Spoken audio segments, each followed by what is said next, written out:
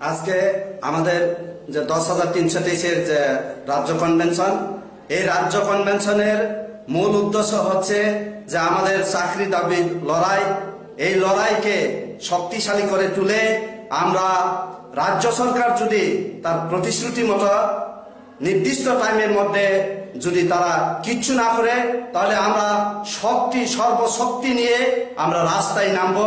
এর জন্যই আজকে রাজ্যের সমস্ত মহকুমার যারা আমাদের 10,323 যারা আছেন তাদের মতামত নিয়ে আমরা রাস্তায় নামার জন্য প্রস্তুতি নিচ্ছে। এই প্রাক প্রস্তুতির যে কনভেনশন, এটাই হচ্ছে আমাদের প্রাক প্রস্তুতির কনভেনশন। এই কনভেনশনের মাধ্যমে আমাদের নির্দিষ্ট লক্ষ্যে পৌঁছানোর জন্য আমাদের লড়াই সংগ্রাম জারি থাকবে। আপনার 3 তারিখ তো মেয়াদ শেষ হলো, তারপর 2 তারিখে শেষ।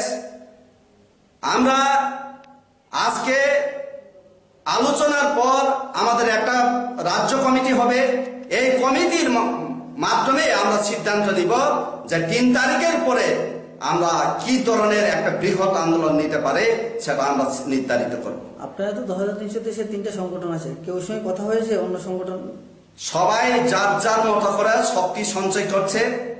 আমরা জানান দিতে চাই, আমরা নিষ্ক্রিয় নয়।